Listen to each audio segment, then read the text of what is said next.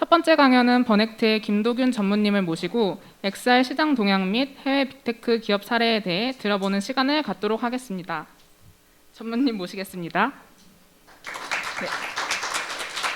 김도균 전무님은 전 삼성전자 리서치 AR랩의 랩장 상무를 역임하셨고 현재는 버넥트 XR 기술 전략 담당 전무로 활동하고 계십니다. 그럼 김도균 전무님의 강연을 청해 듣겠습니다.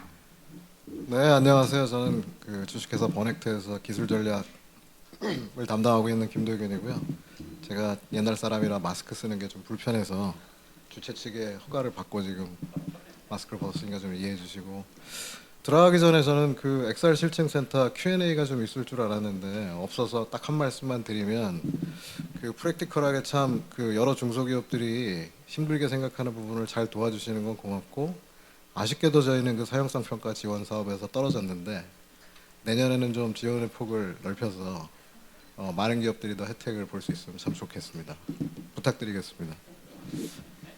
네, XR 크게 오늘 청중분들의 레벨을 제가 모르기 때문에 좀 간단한 버전으로 했고, 혹시 깊이가 너무 낮아서 더 깊게 알고 싶으신 분 있으면 따로 연락을 주시면 더 깊게 설명드리겠습니다. 참 많이 강연에서 등장해서 지겨우실 수도 있는데 좀 모르는 사람들한테 설명할 때 도움이 되시라고 일단 메타버스부터 들어가고요. 그냥 저는 이렇게 얘기해요.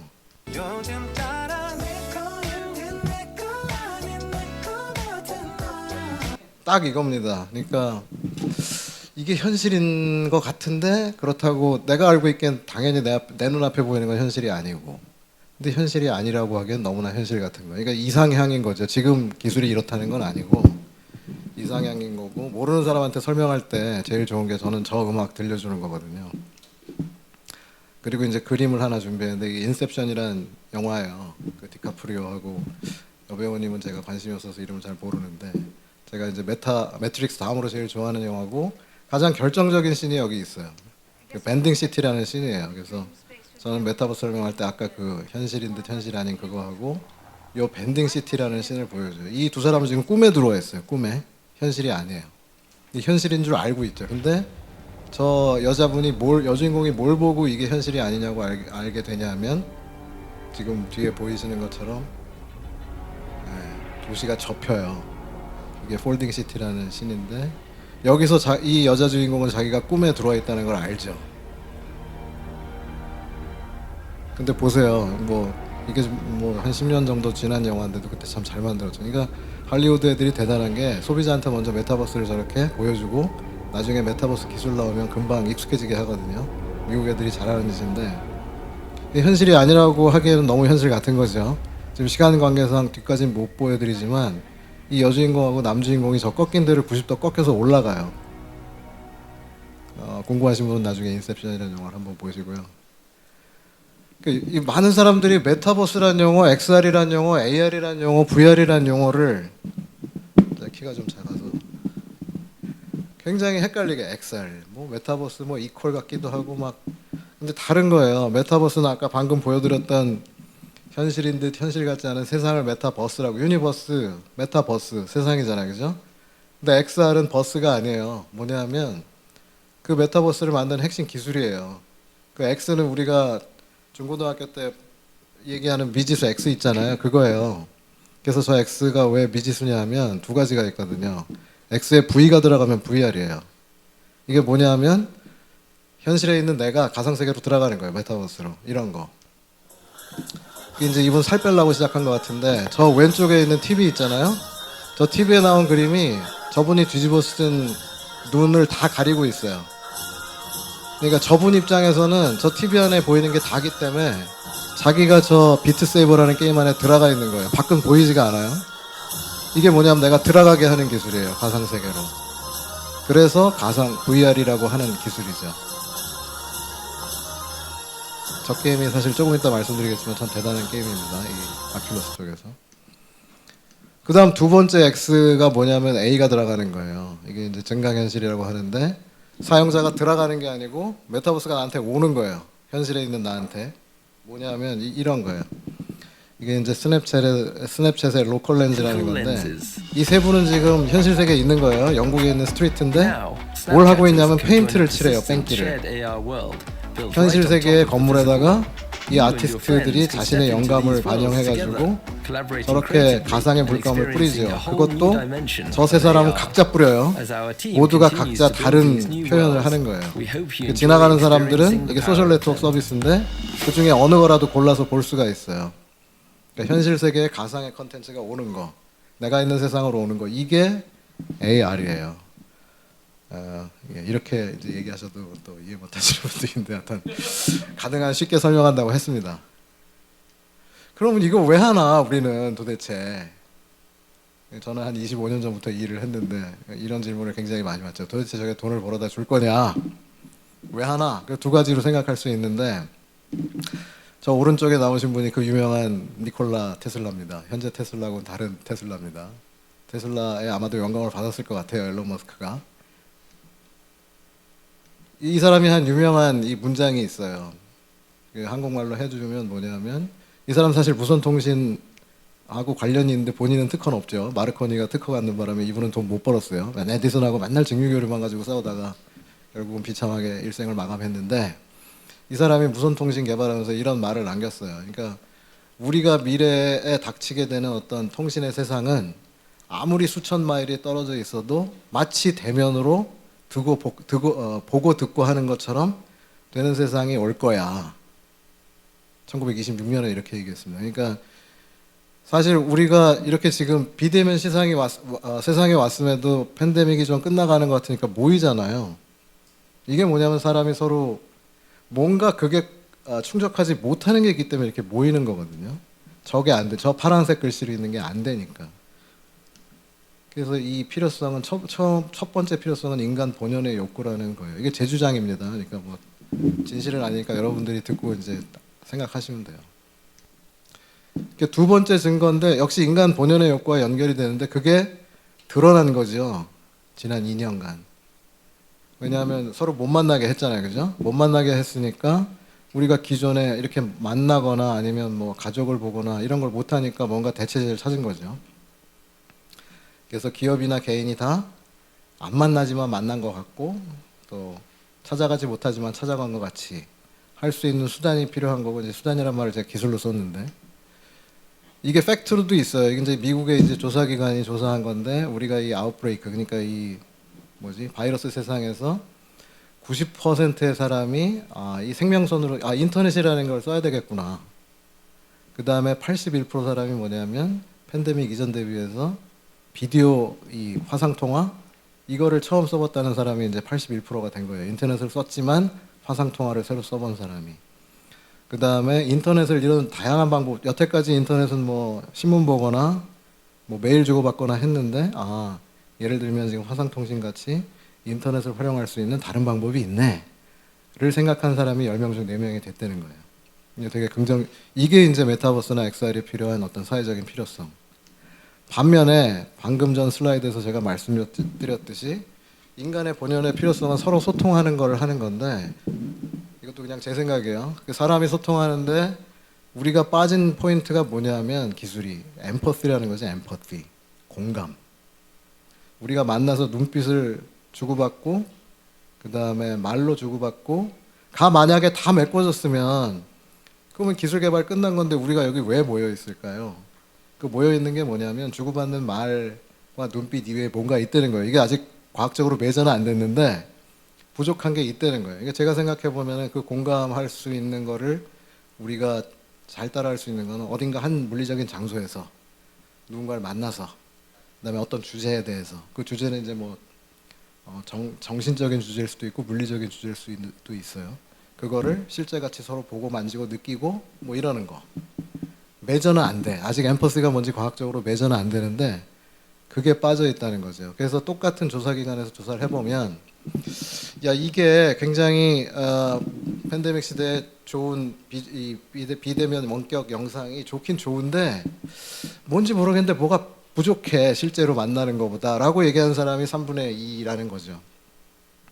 그래서 공학적으로 더 저희들이 해결을 해야 되긴 하는데 저희가 이제 해보려고 하는 건 엠퍼시가 아직 메저링이 안 되니까 인간이 하고 있는 소통할 때 인간이 하고 있는 저 5가지 행위를 가능하면 가깝게 하려고 하는 거.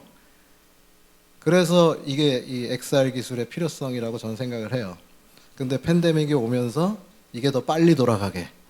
그러니까 2년 전만 해도 제가 AR 하면은 아무도 관심 안 갖고 왜 하냐고 그래도 엠포스가 필요합니다라고 얘기해도 나는 안 그런 것 같은데 뭐 이렇게 하는 사람이 대부분이었죠. 근데 이 코로나 시대가 오면서 이게 뭔가 못 만들 때 뭐가 필요하긴 하네. 근데 이 팬데믹이 아마 끝나도 사람이라는 게 뭘 한번 쓰기 시작하면 뒤로 돌아가기 백하기는 되게 힘들거든요. 그래서 아마 발전을 가속화시키지 않을까가 제가 생각하는 필요성입니다. 근데 현실은 아직 굉장히 멀죠. 제가 2가지 메타버스의 구현예를 보여드릴게요. 이게 이제 그 VR 방식의 메타버스죠. 그 메타사의 워크룸. 이렇게 책상 긁어놓고 이제 키보드 하고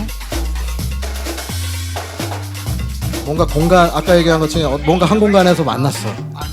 뭔가 얘기해요 사람이.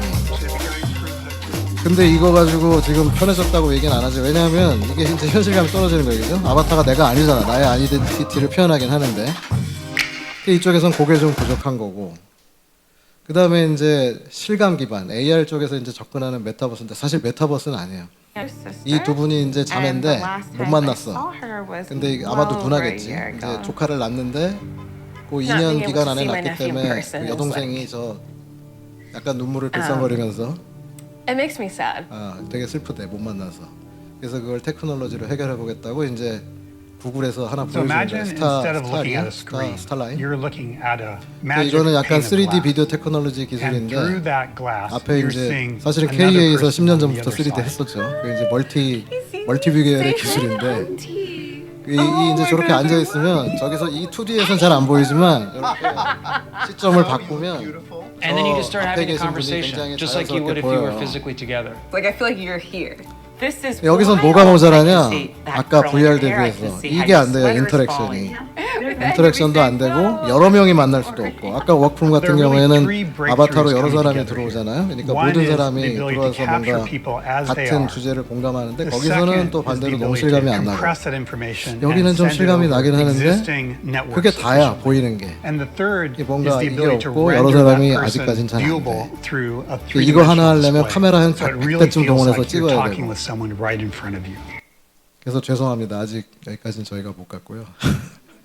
근데 그러니까 그래서 앞으로 개발이 필요하다 그런 얘기입니다. 그리고 이제 그런 거를 하는 데 있어서 글로벌하게 어떤 일들이 벌어지고 있나를 그동안에 하여튼 뭐 제가 계속 센싱하면서 하여튼 7가지로 좀 트렌드를 정리를 해봤어요. 첫 번째는 뭐냐면 이 코로나 때문에 사실은 아시잖아요. 뭐 지금 차를 한 대 살래도 막 몇 년씩 기다리고 이 왔다 갔다가 안 되니까. 그래서 격동의 한 해였긴 했는데 전직으로 볼 때. 근데 AR, VR은 사실 이게 기회였어요. 계속 말씀드렸듯이. 저희만 그렇게 알고 있느냐? 여기 지금 나온 회사들, 뭐 메타, MS, 엔비디아, 뭐 스냅챗, IT 쪽에 이 성장주를 주도하는 아주 빅테크들이죠. 거기다 이제 뭐 에픽 게임이나 로블록스, 디즈니 이런 데 이제 못 들어보셨을 텐데 이쪽이 이제 유효하다는 걸 아니까 이거 한 10년 안에는 돈 되겠네? 하니까 이제 막 투자에 인수 합병에 뭐 엄청나게 하죠. 그러니까 이거는 할까 말까 뭐 기사만 나는 게 아니라 실제로 벌어지니까 뭐 2조 주고 뭐 사고 뭐 오늘도 뭐 벌어져요. 그런 일들이. 메타 같은데 뭐 난리죠. 좀 이따 얘기하겠지만. 그래서 이제 옛날에 우리 3D 할 때처럼 2010년에 그걸로는 안 갈 것 같아. 하여튼 누군가 하나 종지부 찍을 것 같아. 그리고 이제 좀 재밌으라고 팩트로 보면은 미국에서 이제 VC 대상으로 이제 투자자 프리덴시에이션 할 때 2020년에는 평균 뭐 메타버스라는 단어가 한 7번쯤 나왔대요. 근데 작년에는 평균적으로 128회. 이게 제가 말씀드린 게 아니라 이 팩트가 있는 거예요.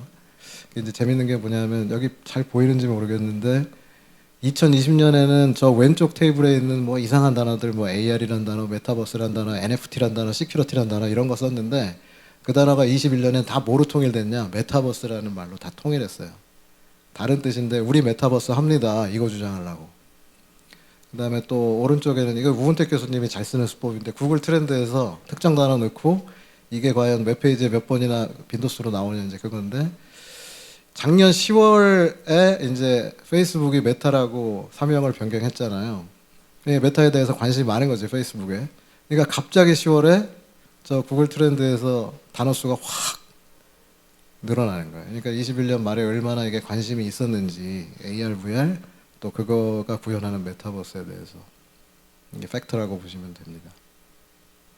어쨌든 메타버스 AR, VR 기업들은 이제는 가라앉지는 않는다. 뭐 그런 사실은 아바타 2도 나왔기 때문에 3D도 어떻게 될지 모르겠는데 일단 보고 그거는 얘기하는 걸로. 그 다음에 두 번째로는 뭐냐면 AR이나 VR이 가능한 기기가 계속 증가하고 있어요. 여러분들이 깨닫지 못하실 수도 있겠지만 제가 스마트폰 얘기부터 할게요. 스마트폰은 지금 34억 6천만 대인데 스마트폰도 AR, VR 기기예요. 그 서비스가 없어서 잘 못 느끼실지 모르겠지만 그 애플이나 안드로이드 기기를 사면 이미 AR 코어하고 AR 킷이라고 하는 AR 라이브러리가 있어요. 그걸 쓰면 현실 공간을 비추면 가상 객체가 나올 수 있게. 그리고 이제 라이다, 이 가상 공간을 실제 공간을 스캐닝할 때 뎁스 정보가 나와야 되는데 라이다라는 놈은 직접 뎁스를 구하거든요. 그 라이다가 붙은 놈이 한 5억 9천만 대. 그리고 이제 AR, VR 전용 기기, 그렇게 뒤집어 쓰는 거, 아까 그 홍원기 센터장이 보여주는 거. 요게 지금 여기 그래프가 지금 잘 보면은 작년에 한 900만 대고 올해 한 1200만 대 정도. 성장률이 한 26%. 근데 이게 왜 그럴까? 결국 결정적인 요인은 메타사죠, 메타사. 그죠?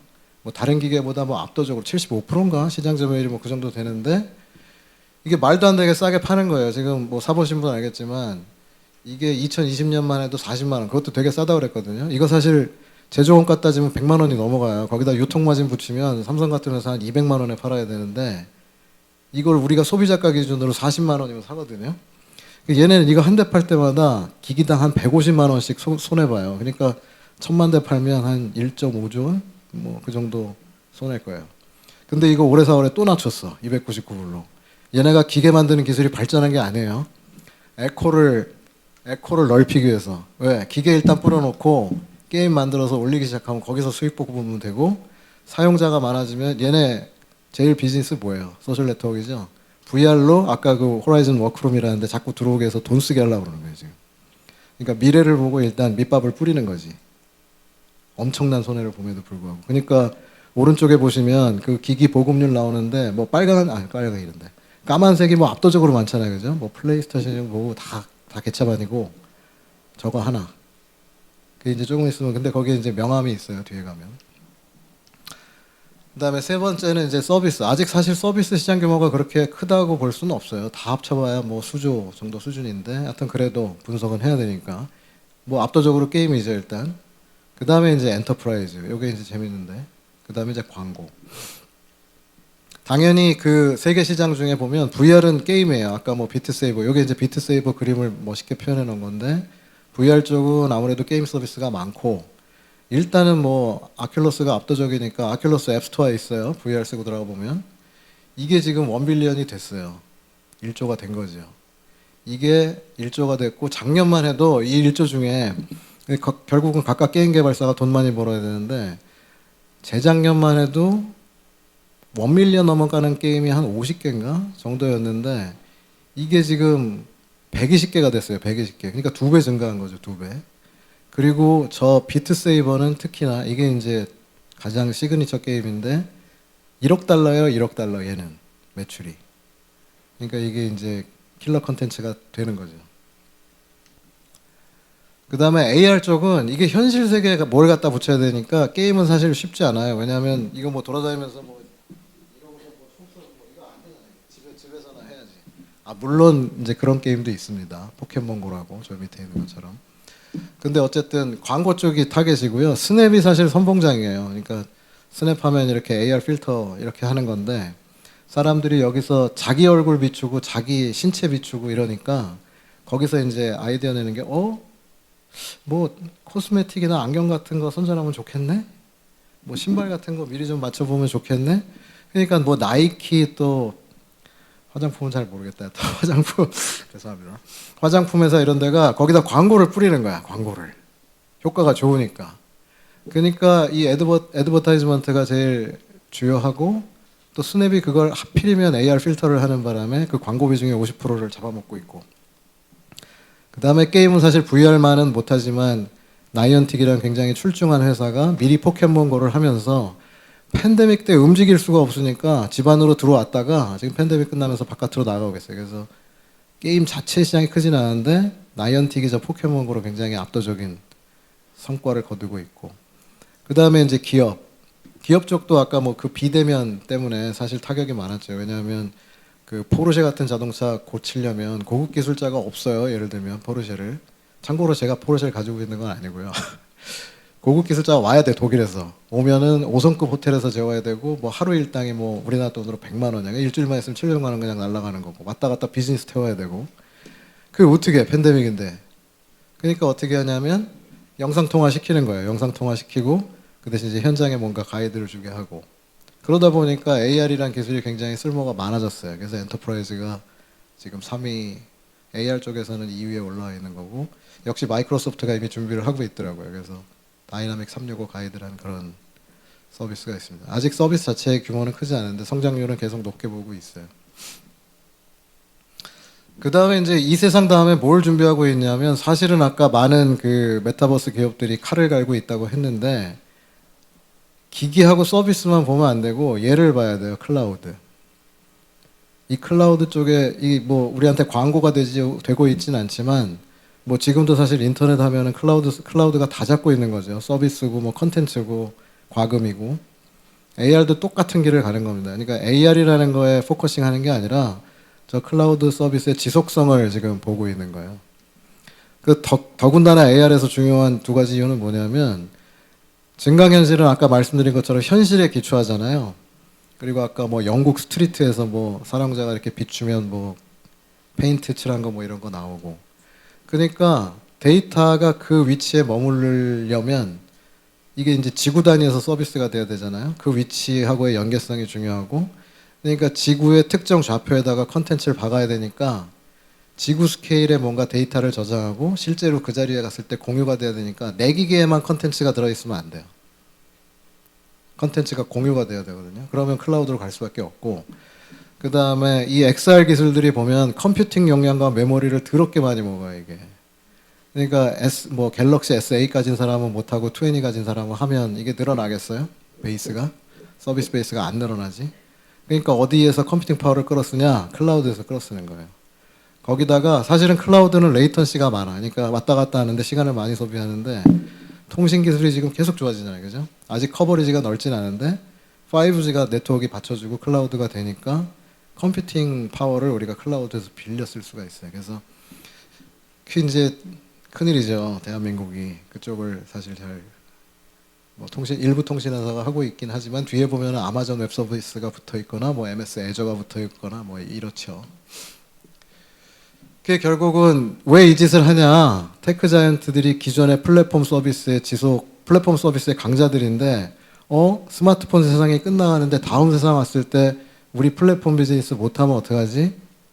아, 플랫폼에다가 빨리 AR을 올려놓아서 우리 플랫폼 쓰게 해야겠네. 이겁니다.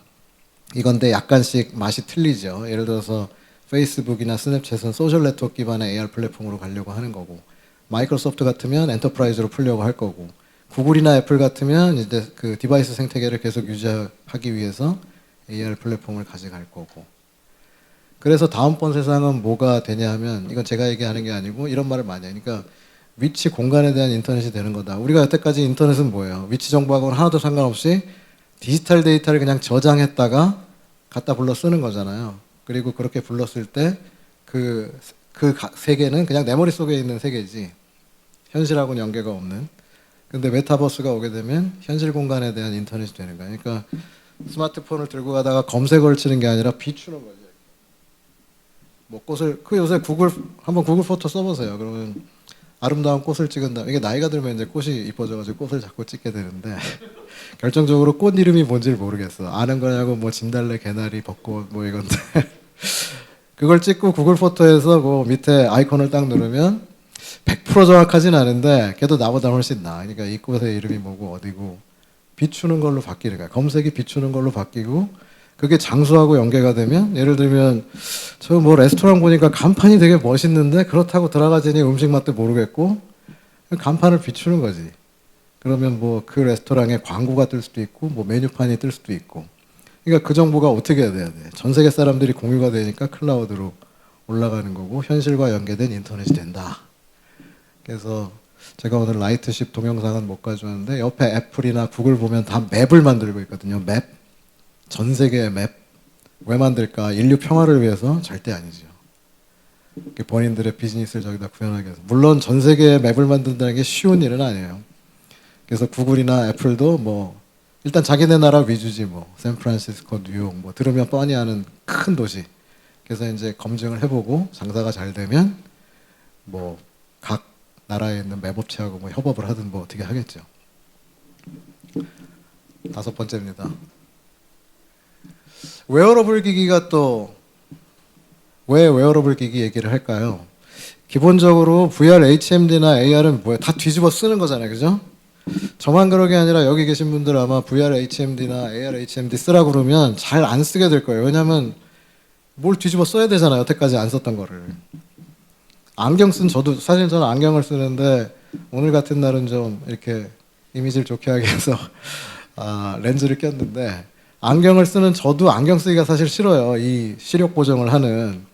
그러니까 저거를 서비스 쓴다고 뭐 HMD 뒤집어 쓰라고 그러면 누가 써요? 그래서 디바이스 업체들이 하나 이제 고안한 게 뭐냐면 웨어러블을 채우자. 손목에다 채우든 아니면 귀에다 꽂게 하든 자꾸 뭔가 차는 걸 익숙하게 하자. 물론 그렇다고 AR 안경을 한 번에 뒤집어 쓰진 않겠지만 우리가 뭔가 서비스를 받으려면 하여튼 뭔가 차고 끼고 해야 되네. 더군다나 스마트폰이 지금 매출이 정체가 되니까 매출을 늘리기 위해서라도 뭐 이어팟을 만들어야 되고 뭐 스마트워치를 만들어야 되고 그러니까 두 개가 딱 맞아 떨어진 거지. 그래서 엄청나게 웨어러블 기기를 지금 만들어서 착용하기가 익숙해지게. 그 다음에 또 한 가지 이 신모 원료는 뭐냐면 이거 왜 안 돌아가지? 다 돌아간 건가? 신모 원료는 뭐냐면 우리가 스마트폰에서는 지금 터치라는 거로 컨텐츠하고 인터랙션을 하잖아요. 근데 여기로 올라오면 뭘로 인터랙션을 해야 될까요?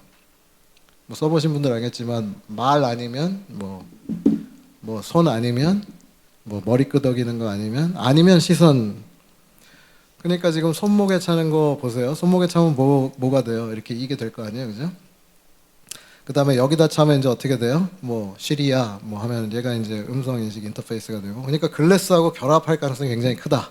VR, HMD나.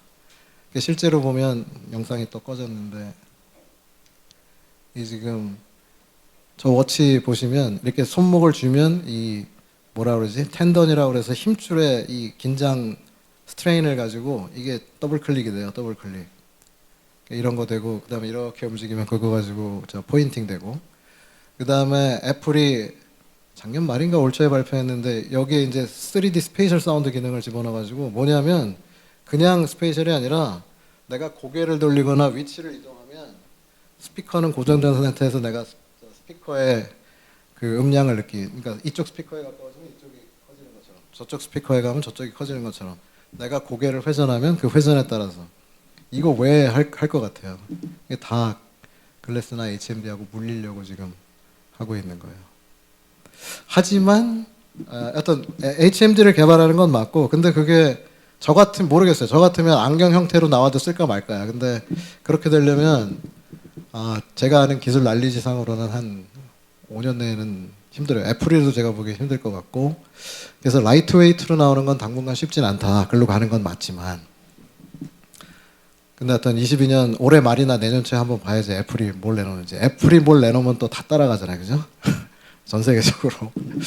그래서 그 할로 이펙트라고 애플의 후광 효과를 기다리고 있는 사람들이 굉장히 많습니다. 그러니까 제임스 카메론이 아바타 2를 아바타가 근데 뭐 5편이라면서요. 그러니까 아바타 5편을 다 보고 죽을 수 있을지를 잘 모르겠는데 애플도 언제 라이트웨이트로 내놓을지 모르겠어요. 그러니까 이거예요. 그러니까 왼쪽이 아시죠? 엔리얼. 저 같으면 이거를 일상생활에서는 안 쓸 것 같아. 적어도 이 탐 크루즈 스타일 나와줘야 좀. 저것도 실내 들어가면 참 쓰기 쉽지 않잖아요, 그죠? 하여튼 제가 얘기하는 라이트웨이트는 이런 겁니다. 반면에 이제 좀 또 희망적인 얘기하면 엔터프라이즈 쪽은 지속적으로 성장이 예상이 되는데 왜냐하면 이게 HMD예요 지금 AR 타입이 뭐 아까 안경 타입 나왔지만 뭐 안경 타입 비슷한 거지 실제 안경은 아니고 왜 그러냐 하면 사용하거나 착용하기 불편하긴 한데 기업의 소유주가 일하는 노동자한테 야 이거 써야 월급 줘 이러면 어쩔 수 없이 쓸 수밖에 없고 왜 써야 되냐면 이건 이제 저희 얘기 이제 특수한 얘기긴 한데 밑에 있는 게 실제로 넘버로 나와요 효과가. 그러니까 이거 쓰고 했더니 뭐 보수하는데 시간이 덜 걸리거나 사람을 덜 써도 되고 그 다음에 실수도 안 나오고 그 다음에 뭔가 조립하거나 만드는데 생산성도 높아지고 뭐 이래요. 그러니까 이걸 안 쓸 이유가 없잖아요. 기업 입장에서는 돈이 줄고 생산성이 높아지는데 그래서 이 두 가지 때문에 지금 성장이 되고 있고 근데 이제 현장에서 좀 이러는 사람들이 있죠. 저거 내 일자리 뺏는 거 아니야? 그래서 사실은 21년까지는 되게 파일럿을 좀 많이 돌았는데 이게 실제 효과가 나오고 노동자 입장에서도 뭐냐면 내가 초보로 막 공장에 들어갔는데 야 너 한 시간에 2개밖에 못 만드니까 뭐 100만 원밖에 못 줘. 근데 저거 뒤집어 쓰면은 생산성이 높아지니까 높아지면 더 돈 줄게. 이러니까 이게 나를 죽이는 기술이 아니라 나를 돕는 기술이네. 이렇게 이제 생각하기 시작했어요. 그래서 이제 본격화가 예상이 되고 저렇게 이 100억 불 단위가 넘어갈 것 같아요. 그래서 이렇게 올 것 같아서 HMD를 해도 우리가 슬퍼할 필요는 없다. 입니다. 그래서 다들 많이 해요. 저만 그렇게 생각하는 게 아니고 그래서 이 엔터프라이즈형 AR 기기들이 많이 생기고 있고 홀로렌즈 2하고 매직립은 사실 처음에 B2C 일반 소비자용 들어오려다가 쓴맛을 보고 홀로렌즈는 버전 2에서 반성했고 매직립도 지금 매직립 2에서 반성하고 우리는 B2B입니다 지금 이러고 있어요. 그래서 이 아주머니가 이제 첫날 출근했어요. 이제 떨리는 마음으로. 저 아저씨가 굉장히 숙련자죠. 그래서 이제 공장에서 뭘 제조하는 방법을 가리키는 거야. 이 전통적인 사업에서는 엄마 힘내 뭐 이러고 있고 근데 앞에 서 계신 분 보면 저만큼 책을 배워야 돼. 배우기만 하는 게 아니라 외워야 되고 그게 어디에 맞는지 해야 되는데 이게 이제 MS 다이나믹 365인데 엑스퍼티즈가 미리 이 AR 컨텐츠를 이렇게 만들어 놔요. 자기가 저 앞에 있는 기계를 제조하는 시나리오인데 초보자가 알기 쉽게 굉장히 직관적으로 뭐 어디 화살표 있고 뭐뭐 있고 뭐뭐 있고 이러면 기본적인 거 한 1시간만 듣고 저 아주머니 보시면 되게 긴장하고 있잖아요. 지금 내가 이 엔진을 이러고선 근데 아까 그 만드신 분이 이제 와가지고 당신 요거 뒤집어 쓰면 아까 배운 거 다 까먹어도 다 까먹는 건 아니고 한 90%쯤 까먹어도 할 수 있다. 그래서 자기 앞에 작업 지침서가 떠요. 그리고 어디 가서 부품 가지고 오라고 해. 저기 친절하게 그냥 점선 다 나와. 그럼 저거 화살표인데다 꽂으라고 하고 거기 앞에 뭐 말로 설명도 있고. 재밌으니까 조금 보겠습니다. 심지어 어떻게 돌리라고까지 하고.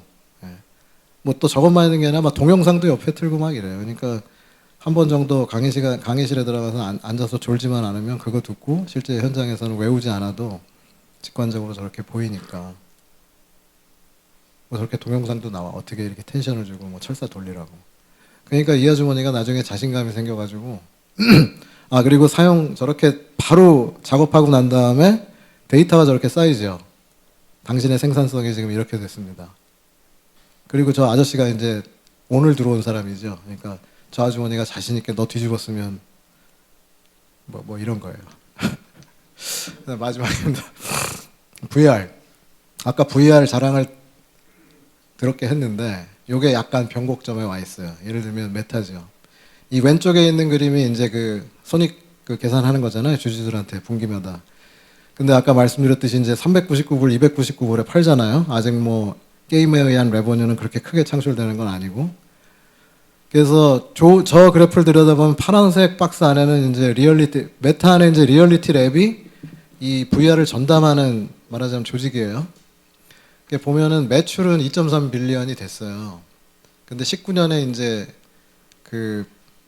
19년 그러니까 그 전년도 대비해서 보게 되면 한 2배 정도 숫자를 좀 이상하게 썼는데 하여튼 매출은 성장하고 있어요. 매출은 성장하고 있는 거는 굉장히 프로즈고 콘즈는 뭐냐면 21년에도 한 10 빌리언 얼마야? 10 빌리언이요. 100억 10 빌리언 얼마지? 갑자기 생각이 안 나요. 10조인데 이게 계속 10조 나죠. 거기다가 옆에 울상을 짓고 있는 마크를 보면 저게 지금 주가 그래프인가 싶죠. 그죠? 여러 가지 공격받잖아요. 일단 애플이 막았죠. 개인정보. 그 다음에 요즘 사람들이라고 그래야지. 애들이라고 하면 안 되지. 페북보다는 인스타를 또 많이 써. 그러니까 개인정보 막혔지. 그 다음에 틱톡은 자꾸 위협하지. 그 다음에 유럽에서도 요새 그거 아시죠? 그러니까 원래 미국이 페북을 유럽이나 한국에서도 개인정보 데이터 다 미국으로 가게 돼 있었거든요. 유럽이 지금 걸고 넘어진 게 뭐냐면 야 유럽 사람들한테 모은 데이터 미국으로 가져가지 마. 그러니까 페북은 사실 개인 성향 분석해서 광고 맞추면 광고하는 게 비즈니스 모델인데 그런 게 지금 다 막히지. 그 다음에 뭐였더라? 그 왜 페이스북 내부 직원이 뭐 굉장히 그걸 고의적으로 사용자 정보 쓴다고 또 터트렸지. 거기다가 지금 팬데믹이 끝나가지. 이러니까 지금 저렇게 울상을 짓고 있어요. 근데 왜 변곡점이라고 했을까? 예, 변곡점은 뭐냐면 그렇지만 매출을 보면 또 매출은 늘었어. 올해 1분기에 갑자기. 그 다음에 틱톡 때문에 사용자가 막 준다고 그랬는데 사용자가 또 늘었네. 이게 웃잖아요. 그죠? 그러니까 이 사실 마크 주커버그는 애플 때문에 플랫폼이 없는 게 이렇게 서럽네. 그러니까 서비스 플랫폼은 아무 소용 없네. 밑에서 디바이스나 소프트웨어 플랫폼이 막아버리면 그것 때문에 사실 이를 갈고 지금 VR 쪽에서는 내가 플랫폼을 디바이스부터 서비스까지 다 먹겠다고 하고 있는 거죠. 그러니까 지금 매년 10조 손해를 보면서도 하고 있죠. 근데 이제 퀘스천은 뭐냐면 그 10조를 얼마나 두드려 부을까 몇 년이나 그런 퀘스천이 좀 있는 거고 그 다음에 메타만 하냐 VR만 봐도 지금 엔비디아는 기기는 안 하는데 좀 이따 얘기하겠지만 엔비디아는 또 메타버스라고 VR 그 서비스를 만들 수 있는 소프트웨어 플랫폼 계속 만들고 있지. 그 다음에 애플이 사실은 AR 글래스를 한다고 알려져 있었는데 아까 말씀드린 것처럼 경량의 글래스를 하는 거는 천하의 애플도 지금 못할 것 같으니까 어떤 얘기가 나오냐면 MR-HMD로 갈 것 같다. AR 글래스로 바로 안 가고. MR-HMD는 뭐냐면 아큘러스 퀘스트처럼 이렇게 앞을 가리는 건데 카메라를 만들어서 카메라 영상을 뚫어가지고 디스플레이해주는 약간 사자 느낌의 AR, HMD. 이게 이제 M이란 단어가 좀 한데 그렇게 갈 것 같아요. 지금 나오는 그 렌더링 모습들을 보면. 그러면 어떻게 되냐면 AR이 아니라 VR 쪽에서 시장 오버랩이 나죠. 그러면 애플의 브랜드 명성하고 메타 사이에 아무래도 뭐 10대 빵이나 9대 1은 안 될 거 아니에요. 얼마라도 집어가지. 뭐 그렇습니다. 그러니까 조금 모니터링을 더 해볼 필요가 있다. 까지가 이제 글로벌 트렌드고요. 그 기업 회사를 실제로 보면 이제 제가 캐치프레이즈를 좀 정했어요. 그래서 페이스북은 메타는 한마디로 이 메타버스를 만드는 쪽을 다 먹겠다. 뭐 이런 거예요. 아까 얘기했듯이 그러니까 이 보세요. 14년에 지금 2조를 주고 인수했습니다. 우리 같으면 14년에 2조를 주고 USC에서 그 연구실에 틀어박혀 있는 놈이 종이 상자에다 구멍 2개 뚫어가지고 렌즈 만드는 게 럭키 팔머라는 사람이 아큘러스를 그렇게 해서 창업했는데 종이 박스에 렌즈 2개 단 걸 보고 마크 주커버그가 얼마면 돼? 2조 해서 산 거예요. 2014년에. 그 다음에 이제 페이스북 리서치 랩이라고 그 천하의 영재들을 다 저 리서치 랩에 모으죠. 이름만 들면 이쪽에 계신 분들은 다 알만한 놈들 다 저기가 있어. 10,000명쯤 될 거예요 지금. 석박사 인력이. 그렇게 했지. 그 다음에 이제 그러니까 헤드기어는 그렇게 했고 그 다음에 옆에는 뭐냐면 지금 방금 뜬 그림들은 뭐냐면 저기 그 인터랙션인데 그 얘네는 뭐 시계고 뭐고 없잖아요. 그래서 컨트롤 랩스라고 또 19년에 인수를 했어요. 왼쪽 그림 보면. 그래서 얘네도 우리가 손을 쓰면 뇌에서 그 근전도 시그널이 손으로 가잖아요. 내가 이 손을 움직이기 위해서. 자, 컨트롤 랩스가 아이디어가 뭐냐면 근전도 시그널을 센싱하면 손가락을 어떻게 움직이는지 알 거야. 그래서 지금 이렇게 손가락을 움직이면 옆에 가상으로 보이는 것처럼 저걸 안다. 그러면 내가 손가락의 움직임을 알 수 있으니까. 단 아직 그 상용화 수준은 안 돼요. 그래서 그런 회사도 인수하고 다 뭐 조단이에요. 그 다음에 현재 아큘러스 퀘스트에서는 저 카메라 가지고 인식하죠. 지금 그 대신에 카메라는 뭐가 약점이에요? 카메라에 안 보이면 센싱을 못하죠. 그래서 이제 저런 회사 산 거고 오른쪽에 보면 저 아바타 코덱이라고 그 사람 보이시죠? 이게 영상이 너무 작아가지고 잘 안 보이는데 굉장히 근사해요 사람에.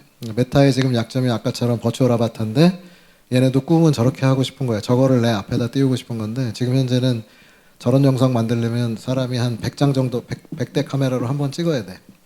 근데 그 다음에 좋은 건 뭐냐면 저 사람 시선 시그널하고 그 다음에 아래쪽에 영상 혹은 보이스만 가지면 지금 저 사람의 시선하고 보이스만 가지고 저 영상을 만들어내는 거예요. 지금 그런 기술을 개발하고 있고 심지어는 그 밑에 작아서 안 보이는데 몇 주 전에 뭐라고 했냐면 저게 전부 딥러닝 기술이거든요. 저게 연산량이 많으니까 칩 만들겠대. DNN 칩. 그래서 지금 그 아큘러스 그 막업에다가 지금 넣고 실험하고 있어요. 그 다음에 이제 시선 추적하고 있고. 그래서 그거 가지고 지금 그런 게 바탕이 되니까 게임 앱 플랫폼도 만들고 그 다음에 B2B 향으로 호라이즌 B2C구나. 호라이즌 월드는 B2C, 호라이즌 워크룸은 B2B. 뭐 장사가 지금 잘 되고 있진 않아요. 그 다음에 그것만 하냐? 또 일주일 전에 발표했어요. HMD 4개 만든다고 그랬죠. 그래서 캠브리아가 올 가을에 나올 거고 그 라인으로 하나 더 나오고 보급형으로 2개 더 나온대. 그래서 24년까지 로드맵 발표했어요. 캠브리아 조금 이따 보여드리고 그것만 하냐? 룩소티카하고 레이벤하고 지금 또 아리아라고 해서 아직 디스플레이는 안 들어와 있는데 아리아 하고 있죠. 재미없으시죠? 여기는 넘어갈게요. 그래서 이게 캠브리아인데 이거 보면 재밌죠. 이것도 티징 영상인데 저 링 없어졌어요. 컨트롤러에서 인사이드 아웃이고 방금 빛난 게 뭐냐면 시선 추적하는 카메라 들어간다는 얘기고 요거 이제 손 또 나왔죠. 손. 근데 이걸 카메라로 할지. 그 다음에 MR인데 이게 흑백 영상 나와야 되는데 칼라로 바뀌었죠 지금. 이거 다 넣겠다고 미리 소비자한테 떠보는 거예요. 저렇게 하면 좋을까? 그래서 반응 시원찮으면 안 넣고. 그 다음에 두꺼운 거 지금 잘 짧게 만들어요. 팬케이크 광학. 이거 빨리빨리 넘어갈게요. 이거 뭐 별로 관심 없으신 것 같으니까. 하여튼 뭐 이런 짓들을 하고 있어요. 그 다음에 애플. 때가 오면 한 방에 뒤집는다. 뭔 얘기냐? 지금 애플은 디바이스 에코를 이미 가지고 있어요. 스마트폰, 그 다음에 워치, 그 다음에 이어파드. 거기다 이제 글래스 붙일 거예요. 글래스가 될지 아니면 맨 왼쪽에 있는 MR HMD가 될지 모르겠는데 애플은 아이폰 쓰시는 분, 아이폰 쓰는 사람들은 워치 사게 돼 있고 이어파드 사게 돼 있어요. 왜냐하면 연계를 너무 잘 해놨어. 그러니까 왜 마스크, 지금 마스크 써도 인식하는데 마스크들 쓸 때 인식하게 하는 게 뭐냐면 워치에다 넣었잖아요. 그죠? 그러니까 이게 마스크 벗기 싫은 사람은 아이폰 있으면 워치 사야 돼. 그렇게 선순환하게 만들어놨어. 그럼 글래스도 어떻게 할 거냐? 글래스에서 배터리 파워 많이 먹으면 안 되니까 컴퓨팅은 다 아이폰 시킬 거야. 그래서 그렇게 연결해 놓을 거고 그 다음에 인터랙션은 어떻게 할 거냐면 3D 사운드는 이어하고 붙일 거고 그 다음에 뭐 스피치 레코그니션 그 다음에 이 인터랙션 아까 보여드린 것처럼 저거랑 묶을 거야. 그러면 AR 글래스만 살 수가 없는 상황이 되죠. AR 글래스 사면 아이폰 사야 되고 아이폰 사게 되면 스마트워치 사야 되고 또 소리 안 들리면 궁금하니까 그래서 저 4개 묶을 거야. 그래서 때가 오면 그러니까 애플은 근데 지금 뭐예요? 항상 메타가 잘하고 있나? 사람들 좋아하나? 이제 보고 있는 거죠. 그래서 아마 임계점에 도달하면 야 그러고서 이제 또 팀쿡이 나서겠죠. 그 다음에 엔터프라이즈는 다 먹겠다. 마이크로소프트인데 마이크로소프트는 사실 모바일에서 한번 참패를 당했어요. 그죠? 한 번에 전환을 못했지. 그러니까 얘네도 지금 노리고 있어요. 그래서 어느 쪽으로 노리고 있냐면 AR, VR인데 일단 엔터프라이즈. 왜? 돈이 되고 효과가 나오니까. 그래서 얘네도 지금 홀로렌즈 있고 그다음 여러분들 잘 안 쓰지만 얘네도 이어팟 있어요. 이름이 뭐였더라? 이름 까먹었는데 거기 지금 코타나라고 음성인식 엔진 있고 저기 Your Hands라고 나오는데 보면 저렇게 이미 핸드 인터랙션 가지고 햅틱이 없는 게 문제인데 마치 뭐 진짜 건드리는 것 같죠.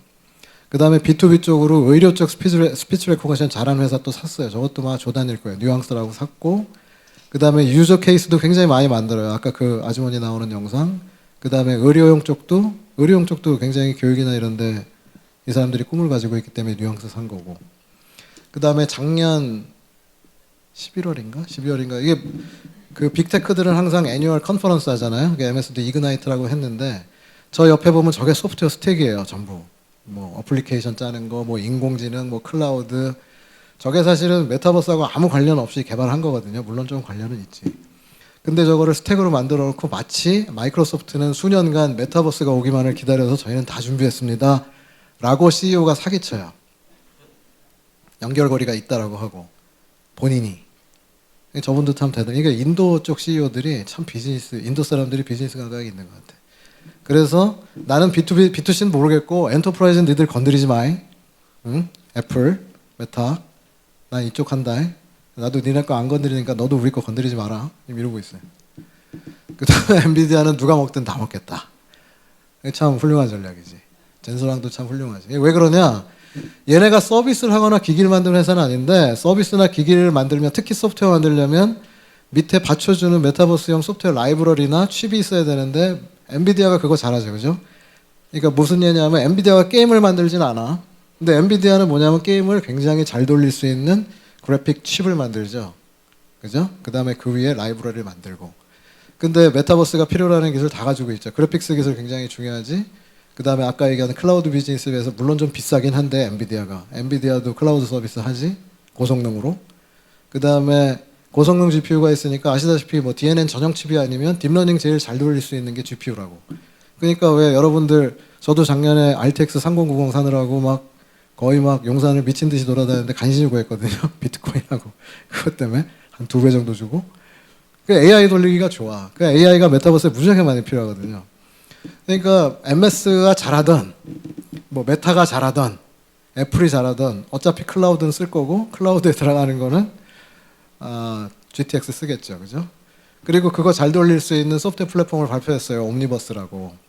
거기다가 이제 AI 기술 넣고 엔터프라이즈 향으로 해가지고 뭐 하는 거죠. 거기다가 이게 지금 에코예요. 저 왼쪽에 보시는 거 뭐 잘 모르겠지만 세상에 나온 모든 그 가상객체 컨텐츠를 만들 수 있는 그 저작 툴들이에요. 그 저작 툴들이 포맷이 다 틀린데 다 받아줘. 유니티만 빼고. 그리고 참 아쉽죠. 유니티가 안 들어줬대. 왠지 모르겠어요. 그리고 그거 가지고 저작을 메타버스 해가지고 로컬에도 올리고 리모트에도 하고. 그래서 저게 저작 툴의 모습이에요. 그 뭐 그래픽 익숙하신 분들은 다 알죠. 저기서 만들어 온 다음에 이제 현실에다 띄우는 거. 거기다가 이제 글로벌 일루미네이션, 실사처럼 보이려면 렌더링 잘해야 되는데 그건 뭐 원래 잘했고. 그다음에 피직스 시뮬레이션, 뭐 사고 같은 거 이렇게 시뮬레이션 하거나 풍동 실험하려면 당연히 필요한 거. 이런 거 다 붙여놨어. 그래서 하나만 데모를 보면 이게 얘네가 만든 가상 인간입니다. We collaborate in this brand new online 아직은 world of 좀 ours. With my 데스밸리가 team, you can 있긴 speak 한데. several languages. 그러니까 저렇게 한번 만들어 놓고 한국어로 얘기하면 국외국어로 자동으로 번역해줘요. AI 기술로. 与大家更好地分享你的想法。Eye contact. 그 다음에 그 아까 얘기한 엠퍼시에서 또 중요한 게 뭐냐면 아이 컨택인데 뭐 아직은 부족합니다. 아직은 부족해요. 저 아이 컨택을 자동으로 지금 만들어주는 거예요. Because you're actually not looking at me, but rather a portrait that Maxine brings to life. 맥신이라고 하는 From a single 라이브러리. photo of me, from a cafe that 거기다가 filled with 지금 noise 그 that 주변 would 노이즈 normally 서프레션. drown 이 me 이어인이 out 아까 like 그분의 this. 저 주변에 저렇게 소음이 있는데도 얘네 기술 쓰면 그 소음 다 억제해버리고 이 비대면 영상 통신할 수 있게. 뭐 하여튼 다양하고. 자, 여기까지가 제가 시간 다 쓴 거고 저희도 좀 광고해야 되니까 버넥트 소개 잠깐 하면 저희가 그 왜 엔터프라이즈를 제가 아까 조금씩 더 강조했는지 알겠죠. 그래서 저희는 돈 되는 분야로 엑셀을 하고 있는 소프트웨어 기업이고 16년에 창립해가지고 17년에 첫 제품 나왔고 저희가 19년에 시리즈 A 펀딩 받았고 그다음에 작년에 이제 시리즈 B 받았고요. 총 한 400억 정도 받아서 지금 열심히 엔터프라이즈 하고 있고 엔터프라이즈 쪽으로 이제 뭐 아까 얘기했듯이 생산성 올리고 뭐 오류 줄이고 위험한 거 감소하고 동영상은 넘어갈게요. 이게 마우스가 없는데 그래서 저희도 이제 비대면 영상 엔터프라이즈용 비대면 영상 통화만 하는 게 아니라 거기다 이제 플러스 조금 AR 뭐 현장에 있는 사람한테 실제로 이렇게 화살표로 가리키거나 이런 거 하는 거. 그다음에 아까 그 어느 공장 초보자의 하루에 나온 가상 콘텐츠를 만들고 저작해서 보여줄 수 있는 기술. 그 다음에 또 소개를 아까 못 드렸는데 디지털 트윈이라고 이미 공장 가지신 분은 가상에서부터 시작할 수 없잖아요. 그러니까 현실 공간에 이미 공장 가지신 분은 똑같이 가가지고 가상으로 떠서 거기다 센서로 산업 데이터 물린 다음에 이제 그 공장 관리하시는 분은 현장 안 가고 그냥 사무실에 앉아서 쭉 보다가 위험하다 그러면 얘야 출동해라 해가지고 보낼 수 있는 거 디지털 트윈이에요. 그냥 트윈. 그 다음에 이제 그거를 하는데 이제 국내 사실 대부분의 기업은 이제 사실은 외부 기술, 아까 얘기한 빅테크 기술들을 많이 갖다 써요. 이제 그러다 보니까 비용 상승 문제, 그 다음에 걔네들이 업데이트 안 하면 가서 해주세요, 졸라야 되는 문제 이런 것들이 있는데 저희는 다행히도 엑셀의 원천 기술의 한 절반 정도는 이제 자사 기술로 보유를 해서 뭐 그런 점은 조금 자랑하고 싶고 여기도 그냥 넘어가겠습니다. 그래서 제가 하는 말이 거짓말이 아니라 실제로 적용됐어요 해서 보여드리려고 했는데 안 보여드리고요. 또 뭐 이런 거를 해 넘어갑니다. 그 마지막에 계신 분은 제가 존경하는 1950년인가 하여튼 MIT 교수님인데 저 때 제일 세상에 최초로 나온 AR HMD입니다. 이상으로 마치겠습니다. 네, 훌륭한 강연 해주신 김동균 전무님께 감사의 말씀드립니다. 혹시 해당 강연에서 질문 있으신 분 계실까요? 질문 있으신 분 계시면 손 들어주시기 바랍니다.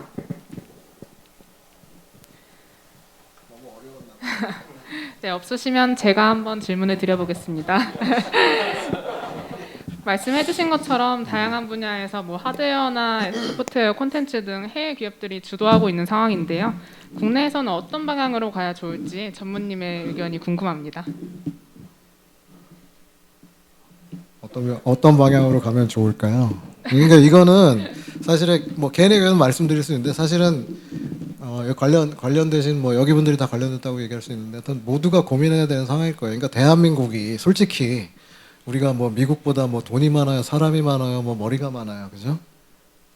그러니까 사실은 현실적으로 생각하면 이기기 힘든 싸움이긴 하지만 우크라이나도 러시아한테 버티잖아요, 그죠? 그러니까 하면 된다의 정신을 갖는다, 이게 제일 좋을 것 같습니다. 네. 이거는 기술적으로 여기서 얘기해봐야 아무 소용이 없어요. 그러니까 사람의 정신력이 제일 중요한 거고 대한민국이 여태까지 늘 그래왔듯이 하면 된다의 정신이면 사람이 적극적이 되거든요. 그러면 수는 나와요. 그러니까 수를 먼저 생각하는 게 아니라 우리의 정신이 중요할 것 같아요. 네, 너무 모문 현답입니다. 네, 전무님 다시 한번 감사의 말씀드립니다.